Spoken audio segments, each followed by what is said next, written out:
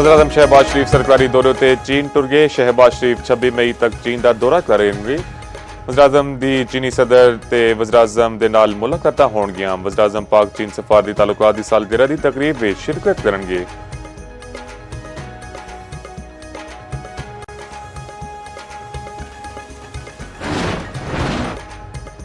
अमरीका ते Iran विचकार सालसीदा mission. Field marshal सीदा समनीर सरकारी दौरे ते तेहरान अपड़ गए। ISPR के मुताबिक फील्ड मार्शल का दौरा ईरान सालसीदियां जारी कोशिशों का हिस्सा है।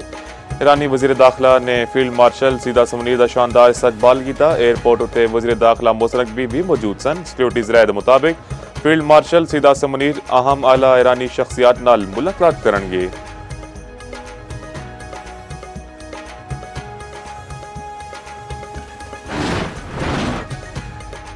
ईरान शिद्दत नाल किसी मुआहदे उत्ते अपड़ना चाहता है। अमरीकी सदर डोनाल्ड ट्रंप का दावा आके असी ईरान उत्ते शदीद हमले किए। ईरान की क्यादत खत्म, उहदे कोल एयरफोर्स ही है ना नेवी।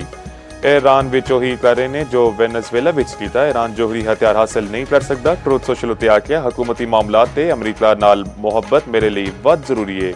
चाहते होया भी पुत्र की शादी विच भी शिरकत नहीं करांगा। पुत्र डॉन जूनियर ते उन्हां दी अहलिया नूं शादी की मुबारकबाद दिती।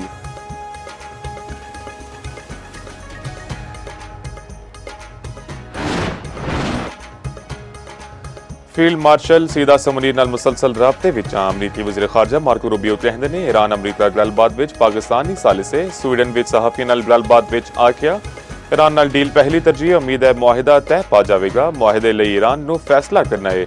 पेशरफ्त हुई है पर किसी हतमी नतीजे उत्ते नहीं अपड़ सके। असी मुआहिदे उत्ते काम कर रहे हैं। साडे कोल प्लान B भी मौजूद है।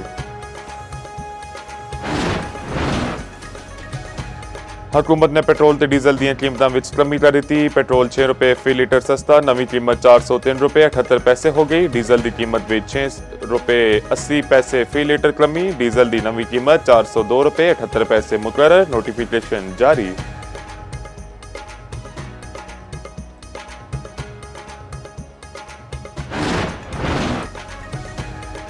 ईरान दा अमरीका दे नाल गलबात लई मुज़ाकराती टीम दा ऐलान। नरम मीडिया के मुताबिक ईरानी मुज़ाकराती टीम विच स्पीकर बाकिर कलीबोफ ते इस्माइल बकई शामिल ने। बाकिर कलीबोफ मुज़ाकराती टीम के सरबराह इस्माइल बकई तर्जमान होंगे। ईरानी वज़ारत खारजा के तर्जमान इस्माइल बकई ने आख्या अफजोदा यूरेनियम उत्ते गल हुई तां मुज़ाकरात नाकाम होंगे। ईरान सारे महाज़ों ते जंग का खात्मा ते मुंजमद असासियां का इजरा चाहता है। जोहरी मामलात उत्ते कयास राइयां दा हकीकत नाल कोई ताल्लुक नहीं। ईरान ते अमरीका विच इख्तलाफात नुमाया ने। कतरी वफ्द अब्बास अरागची नाल गल कर रहा है।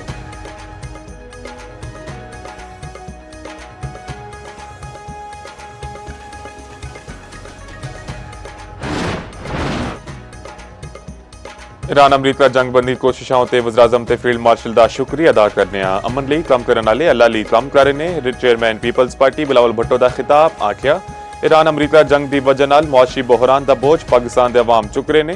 जंग जारी रही तो मैनू डर है पाकिस्तान के अवाम लिए संगीन मुआशी मुश्किलात होणगियां। शाहराए भुट्टो की इफ्तिताही तकरीब नाल खिताब विच बिलावल भुट्टो ने आख्या मार के हक विच पाकिस्तान ने भारत को इबरतनाक शिकस्त दी। पाकिस्तान की दिफाई पैदावार की तलब विच तारीखी इजाफा होया। मुख्तलिफ मुल्क पाकिस्तान तो दिफाई सामान खरीदना चाहते हैं।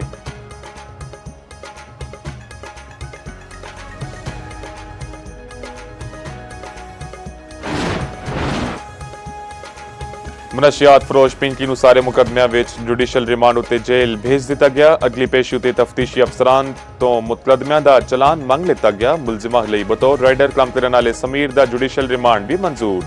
दूजे पासे सिंध पुलिस ने मनी लॉन्ड्रिंग ते साइबर क्राइम की तहकीकात लई FIA तो मदद मंग ली। पिंकी के खिलाफ कराची विच होर 3 मुकदमे सामने आ गए।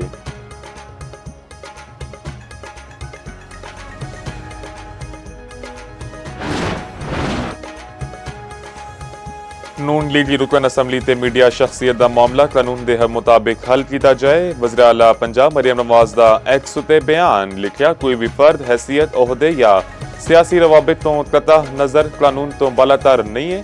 औरत का इस्तेहसाल नहीं करन दिता जाएगा। अहदे विच मुलविस हर फर्द लई वाज़ह वार्निंग है।